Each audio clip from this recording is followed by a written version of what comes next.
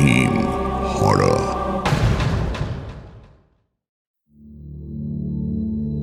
বুচাই সেদিন অঙ্কের টিউশন থেকে বাড়ি ফিরে দেখল তার গোটা বাড়িতে কেউ নেই। সাধারণত ফাঁকা তালাবন্ধ বাড়িতে ফেরার পর বুচাই জানে যে চাবিটা কোথায় রাখা থাকে। ওর মা সদর দরজার বাইরে রাখা পাপোশের নিচে চাবিটা রেখে যায়। আজকেও এই নিয়মের কোনো অনর্থ ঘটল না। পাপোশটা তুলে ধরতেই বুচাইদের বাড়ির চকচকে চাবিটা ওর চোখে পড়ে গেল। চাবিটা মাটি থেকে তুলে নিয়ে দরজায় লাগানো তালা খুলে বুচাই নিজের বাড়ির ভেতরে ঢুকল। বুচাইদের এই পেল্লায় দোতলা বাড়িতে থাকে মোটে ৩ জন। বুচাইয়ের মা, বাবা আর বুচাই নিজে। অন্য যে কোনো ১৩ বছরের বাচ্চা হয়তো এই অন্ধকার খাঁ খাঁ করা বাড়িতে একা থাকতে একটু ভয়ই পেত। তবে বুচাইয়ের একা থাকার একটা মজবুত অভ্যেস আছে। সে মাঝে মাঝে এসেই দেখে যে তার বাবা মা কোনো অফিসে ট্যুরে গেছে বা রাত অবধি নিজেদের বন্ধু বান্ধবদের সঙ্গে হই হুল্লোড় করার জন্য বাইরে গেছে, বা কখনো কখনো হয়তো কাজের চাপেই বাড়ি ফিরতে দেরি হচ্ছে ইত্যাদি। তবে আজকে ওদের বাড়িতে না থাকার কারণটা অবশ্য না, বুচাই জানে না।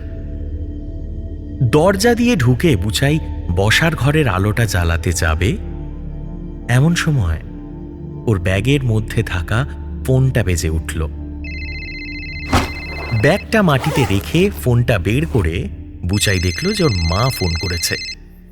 বুচাই ফোনটা ধরে বলল, হ্যালো। ওর মা লাইনের ওপার থেকে বলল, বুচাই, বাবা তুমি বাড়ি ফিরেছো? হ্যাঁ মা, ফিরেছি। তোমরা কোথায়? ওর মা বলল, আমি আর তোমার বাবা একটু তোমার দিদার বাড়িতে এসেছি। দিদার শরীরটা তো খুব খারাপ, আজকের রাতটা তাই আমরা এখানেই থেকে যাচ্ছি। বাবা, তোমার ডিনার টেবিলে রাখা আছে, খেয়ে নিও। ঠিক আছে মা, চিন্তা করো না, আমি খেয়ে নেব, কেমন? মা বলল, তোমার রাতে একা থাকতে কোনো অসুবিধে হবে না তো? আজকে তো আর আমি প্রথমবার বাড়িতে একা থাকছি না, মাঝে মধ্যেই থাকি। নতুন করে কেন কিছু অসুবিধা হবে গো? ঠিক আছে বুচাই, আমি তাহলে রাখলাম, দরকার হলে ফোন করো, কেমন? এই বলে বুচাইয়ের মা ফোনটা রেখে দিল। বুচাই মনে মনে ভাবল, একা থাকতে অসুবিধা না হওয়া আর একা থাকতে ভালো না লাগার মধ্যে অনেকটাই তো পার্থক্য আছে। আমার বাবা মা বোধহয় এসব আর বুঝবে না। এরপর বুচাই বাথরুমে গিয়ে ফ্রেশ হয়ে টেবিলে রাখা খাবারটা বাধ্য ছেলের মতো খেয়ে নিল। খাবার খাওয়া শেষ করে সে একবার দেয়ালের ঘড়িটার দিকে তাকালো। রাত 11:30। কালকে ঈদের জন্য স্কুলও ছুটি, তাই ঘুমোতে যাওয়ার বিশেষ কোনো তাড়াও নেই, বাড়িও ফাঁকা। এইবার বুচাই ভাবতে শুরু করলো যে বাকি রাতটা সে কি করে কাটাবে। প্রশ্ন এখন সেটাই। তখন ওর মাথায় এলো যে পরশু দিনের আঁকার ক্লাসের হোমওয়ার্কটা এখনো শেষ করেনিও। আঁকার স্যার সবাইকে বলেছিল নিজের মতো করে একটা ফ্যামিলি ফটোগ্রাফ তোমরা কিন্তু এঁকে আনবে। সময় যখন অঢেল আছে, বুচাই মনস্থির করলো যে আঁকার হোমওয়ার্কটা শেষ করে নেওয়াটাই এখন ঠিক হবে। বসার ঘরের আলো বন্ধ করে বুচাই ওপরে গেল নিজের ঘরে। নিজের স্টাডি টেবিলের সামনে বসে দেরাজ থেকে আঁকার খাতাটা বের করে তার হঠাৎ মনে পড়ল ওর পেন্সিল বক্সটা টিউশনের ব্যাগেই রয়ে গেছে। বুচাই বিরক্ত হয়ে মনে মনে আবার বলল, কোনো কাজ যদি একেবারে হয় আমাকে আবার নিচে যেতে হবে। হ্যাঁ। চেয়ার থেকে উঠে ঘর থেকে বেরিয়ে সিঁড়ির সামনে এসে দাঁড়াতেই বুচাই আওয়াজটা পরিষ্কার শুনতে পেল।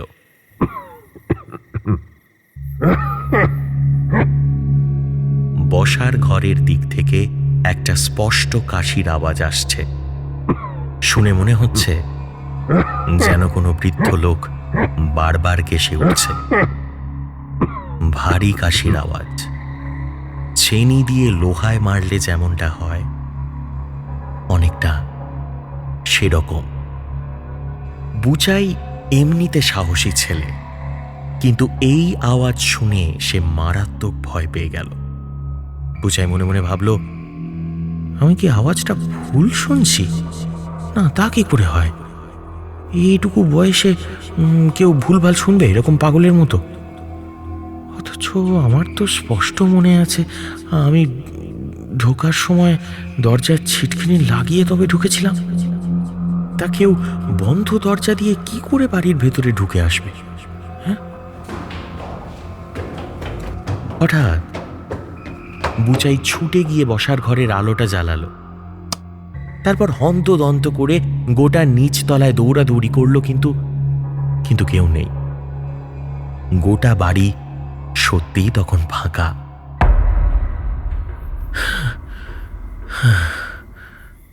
অবশেষে বুচাই ডাইনিং টেবিলের সামনে হাঁপাতে হাঁপাতে এসে দাঁড়ালো। সে মনে মনে নিজেকে বোঝালো, সারাদিন এমনি আমার মাথায় আবোল তাবোল আজগুবি সব চিন্তা ঘুরপাক খায়। বেশি চিন্তা করতে করতেই হয়তো কাশির আওয়াজটা আমি ভুল শুনেছি। টেবিলের কাছে আরো মিনিট 2 দাঁড়িয়ে বুচাই নিজেকে শান্ত করল। তারপর ডাইনিং টেবিলের পায়ার কাছে রাখা ওর পড়ার ব্যাগটা দেখতে পেয়ে ওখান থেকে পেন্সিল বক্সটা বের করে বসার ঘরের আলো নিভিয়ে আবার ওপরে উঠে গেল। নিজের ঘরে ঢুকেই বুচাই আগে ঘরের দরজাটা ভেতর থেকে ভালো করে বন্ধ করে দিল। সচরাচর বুচাই নিজের ঘরের দরজা বন্ধ করে না, কিন্তু আজকে এটা না করলে ওর ভেতরে জমে থাকা ভয়টা আবার হয়তো চাগার দিয়ে উঠবে। আবার নিজের স্টাডি টেবিলের সামনে বসে সে আঁকার খাতাটা খুলল। আঁকার স্যার বলেছে নিজের পরিবারের সবাইকে একসঙ্গে আঁকতে, তার মানে বাবা মা আর দিদাকে আঁকতে হবে। এই আঁকা শেষ করতে অন্তত 1 ঘন্টার বেশি সময় লাগার কথা না। তারপর আর রাত না জেগে বুচাই ঘুমিয়ে পড়বে, এটাই সিদ্ধান্ত নিল। রং আর তুলি বের করার জন্য পেন্সিল বক্সটা খোলার পরই সে একটা আর্তনাদ করে উঠল। চেয়ার থেকে এক ঝটকায় উঠে দাঁড়িয়ে টাল সামলাতে না পেরে বুচাই ছিটকে গিয়ে পড়ল মাটিতে। আর এর মাঝে তার হাত থেকে পেন্সিল বক্সটাও মাটির মধ্যে পড়ে গেল। পেন্সিল বক্সটা মাটিতে পড়তে তার ভেতরে থাকা সব জিনিসও মাটিতে পড়ে ছড়িয়ে ছিটিয়ে গেল, কিন্তু পেন্সিল বক্সের ভেতর থেকে রং, তুলি বা পেন্সিল এসব কিছুই বেরোলো না। শুধু বেরোলো অসংখ্য ইনজেকশন। আর এই ইনজেকশনের ভেতরে রয়েছে ভরা রক্ত, টাটকা লাল রক্ত। বুচাইয়ের ভয়ে আর অসহায়তায় সারা শরীর বরফের মতো ঠান্ডা হয়ে গেল। সে মৃগী রুগীর মতো থরথর করে কাঁপতে শুরু করেছে। চিৎকার করে যে কারুর একটু সাহায্য চাইবে তারও উপায় নেই। এই প্রাসাদের মতো বড় বাড়িতে সে তখন একা।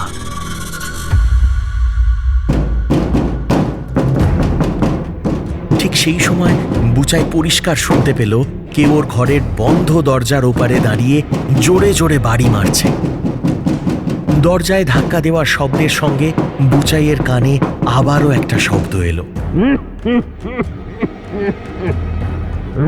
সিঁড়িতে দাঁড়িয়ে শোনা সেই কাশির শব্দ।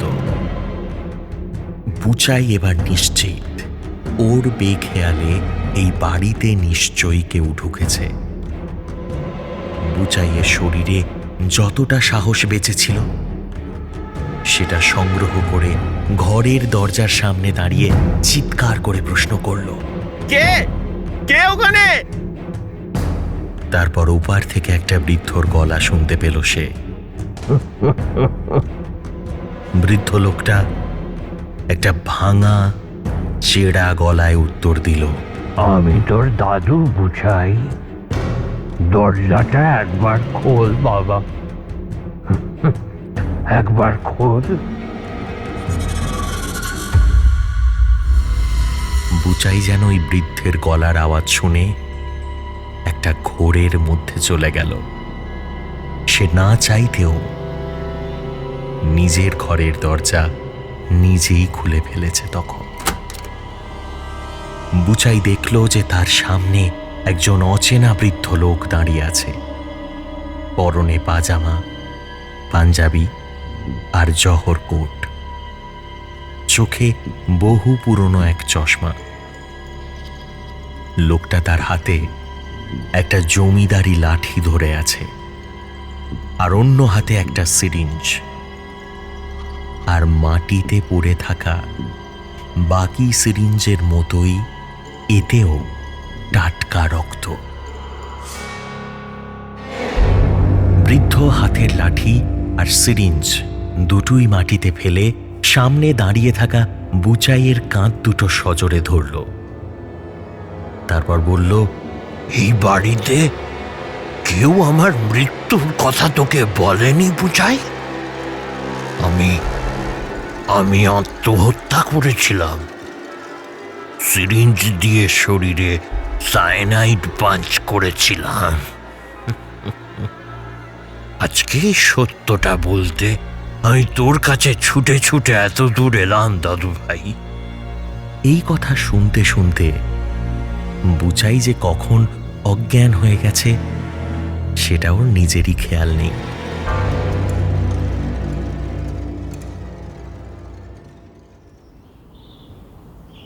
পরদিন সকালে বুচাই যখন চোখ খুলল, তখন সে তার নিজের ঘরের বিছানায় শুয়ে। সে বিছানায় উঠে বসে দেখল যে ঘরের দরজাটা রোজের মতোই খোলা। বিছানায় উঠে বসার পর মুহূর্তেই বুচাইয়ের মা একটা হাসি মুখ করে ঘরে ঢুকল। ঘরে ঢুকে বুচাইয়ের স্টাডি টেবিলের দিকে তাকিয়ে বলল, কালকে সারা রাত বুঝি তুই একা বাড়ি এসে ড্রয়িং করেছিস? এই বলে বুচাইয়ের মা এগিয়ে গিয়ে খোলা আঁকার খাতাটা খুলে দিল।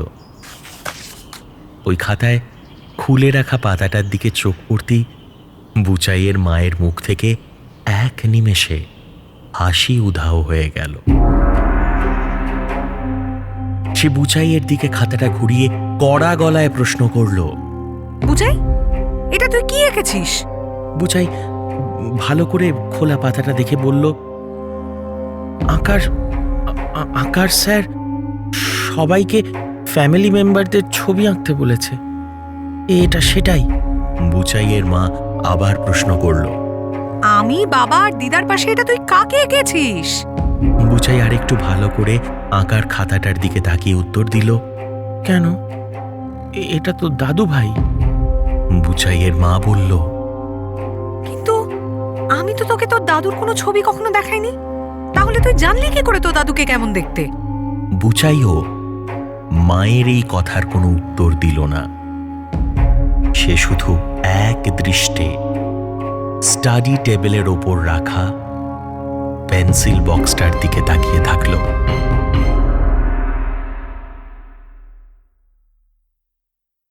হাড়হিম হরর আপনারা শুনতে পারেন এক্সক্লুসিভলি মির্চি বাংলার ইউটিউব চ্যানেল এবং গানা অ্যাপে।